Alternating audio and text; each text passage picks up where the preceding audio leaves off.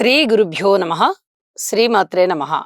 మా భక్తి టీవీని ప్రోత్సహిస్తున్నటువంటి మా ప్రేక్షకులందరికీ ధన్యవాదాలు తెలియజేస్తూ 2 మార్చి నుండి 8 మార్చి వరకు గల కాలానికి రాశి ఫలితాలు తెలియచెప్పుకుందాము. ముందుగా గ్రహస్థితులు.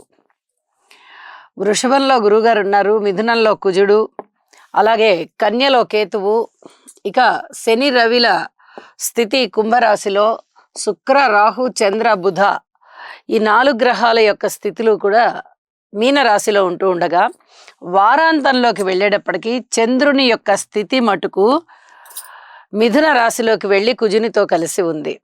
ఇక మిగతా గ్రహాలన్నీ వాటి వాటి సంచార కాలము పూర్తి అవని కారణం చేత వార ప్రారంభంలో ఉన్నటువంటి రాశులలోనే సంచరిస్తూ ఉన్నాయి. ఇక గ్రహ సమ్మేళనాల దగ్గరికి వచ్చినట్టయితే శుక్ర రాహు చంద్ర బుధ 4 గ్రహాల యొక్క సంచారము మనకి మీనరాశిలో జరుగుతూ ఉన్నది. ఎప్పుడైనా సరే 2 గ్రహాల కలయిక, అది యోగం అవ్వచ్చు, అవయోగం అవ్వచ్చు, కానీ 4 గ్రహాలు కలిసినప్పుడు ఖచ్చితంగా యోగాలు సమానంగా ఉంటాయి. అట్లాంటి పరిస్థితి మనకి మీనరాశిలో కనిపిస్తూ ఉంది. ఏదైనా కానీ రాహుతో కలిసి ఉన్నారు కాబట్టి చంద్రరాహు కలయికైనా, శుక్రరాహు కలయికైనా, బుధరాహు కలయికైనా అంత పూర్తిగా శుభకరమైనదైతే కాదు. ఈ చర్మానికి సంబంధించిన ఇబ్బందులు ఉంటాయి. అలాగే ఆత్మీయత ఆధారణలు విడిపోయేటటువంటి విధంగా శుక్రరాహుల కలయిక ఉంటుంది. అలాగే చంద్రరాహుల కలయిక కొంచెం మానసికమైనటువంటి ఒక మతిమరుపు కానీ, ఏదైనా జాడ్యం కానీ ఇలాంటి వాటి మీద ఆధారపడి ఉంటుంది. అయితే ఇవి మనకి జన్మజాతకంలో కూడా ఈ గ్రహాల కలయికలు ఉన్నప్పుడు మాత్రమే వీటి యొక్క ప్రభావం కనిపిస్తూ ఉంటుంది అని చెప్పి తెలియచెప్పగలను. ఏది ఏమైనా ఈ 4 గ్రహాలకి కూడా స్తోత్ర పారాయణాలు చేసుకోవడం అవసరం. ఇక శని రవి గారులు ఇద్దరూ కూడా కుంభరాశిలో కలిసి ఉన్నారు. ఏదైనా చర్మానికి సంబంధించి, రక్తానికి సంబంధించి, ముఖ్యంగా రక్తానికి సంబంధించి ఏదైనా ఇబ్బంది ఉండడానికి అవకాశం ఉంటుంది. ఔషధ సేవ అవసరం. ఇక వారాంతంలోకి వెళ్ళేటప్పటికి చంద్ర కుజుల యొక్క స్థితి, ఆ యుతి వల్ల చంద్రమంగళ యోగం కూడా ఏర్పడి ఉన్నది. అయితే జన్మజాతకాల్లో ఇది చాలా బ్రహ్మాండమైన ఫలితాన్ని ఇస్తుంది. ఈ గోచారంలో అంత గొప్ప గొప్ప ఫలితాలనైతే ఏమీ ఇవ్వదు.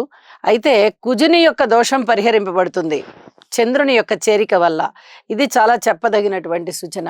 ఇక దృష్టుల విషయానికి వస్తే గురువుగారి యొక్క దృష్టి కేతువు మీద పడుతుంది, కుజుని యొక్క దృష్టి కేతువు మీద పడుతుంది. ఆధ్యాత్మిక ప్రపంచంలో వీరు కొంచెం ఒక మెట్టు సాధనతోటి పైకి వెళ్తారు అని చెప్పి తెలియచెప్పడం జరుగుతోంది. అలాగే ఇక శనిగారి తృతీయ దృష్టి కానీ, గురువుగారి యొక్క సప్తమ దృష్టి కానీ, నవమ దృష్టి కానీ ఇవి అంతగా ఓన్లీ రాసుల మీదే ఉన్నాయి అని చెప్పి తెలియజెప్పచ్చు.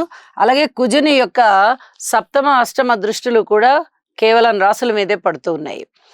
ఇక ఈ వారం రాశి ఫలితాలు ఏ విధంగా ఉన్నాయి అని ద్వాదశ రాశులని పరిశీలించి తెలియచెప్పుకుందాము. సింహరాశి వారికి 2 గ్రహాల యొక్క ఉనికి మంచి సత్ఫలితాలను ఇస్తూ ఉంది.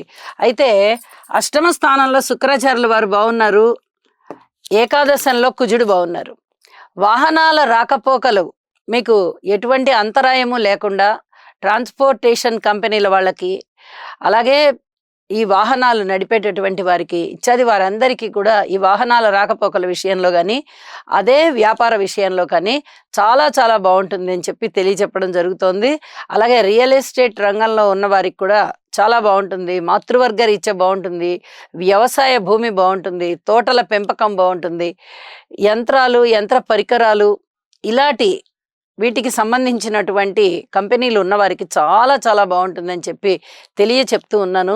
అలాగే సెంటు, అత్తరు, పువ్వులు, వస్త్రాలు, కళాఖండాలు, చిత్రపటాలు, బంగారం బిజినెస్ ఇలాంటివి ఉన్నవారికి కూడా చాలా వరకు బాగుంటుంది అని చెప్పి తెలియజేస్తూ ఉన్నాను.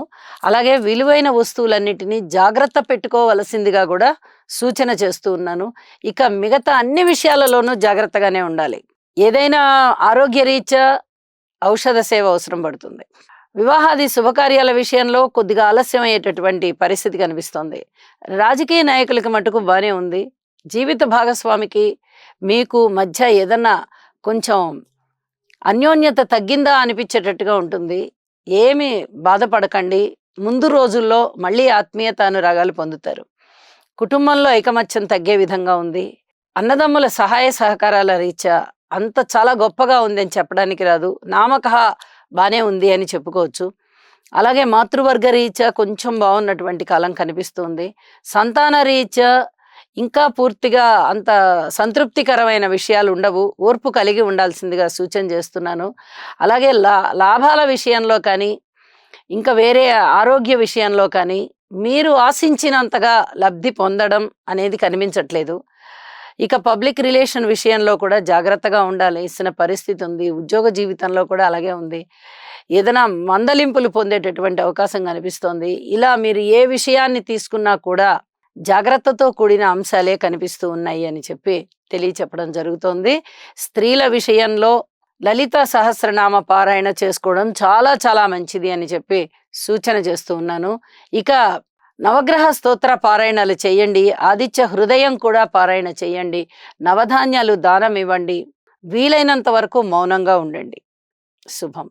శుక్రగ్రహం యొక్క అనుకూలత కొరకు హిమకుంద మృణాళాభం దైత్యానాం పరమం గురుం సర్వశాస్త్ర ప్రవక్తారం భాగం ప్రణమామ్యహం.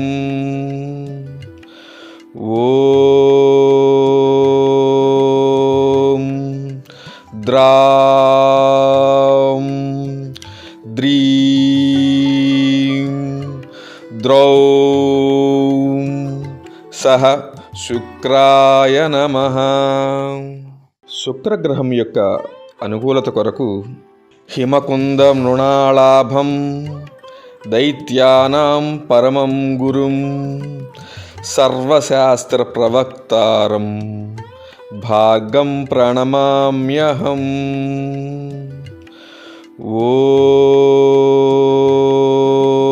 ఓం ద్రాం ద్రీం ద్రౌం సహ శుక్రాయ నమః. శుక్రగ్రహం యొక్క అనుకూలత కొరకు హిమకుంద మృణాళాభం దైత్యానాం పరమం గురుం సర్వశాస్త్ర ప్రవక్తారం భాగం ప్రణమామ్యహం. ఓం ద్రాం ద్రీం ద్రౌం సహ శుక్రాయ నమః.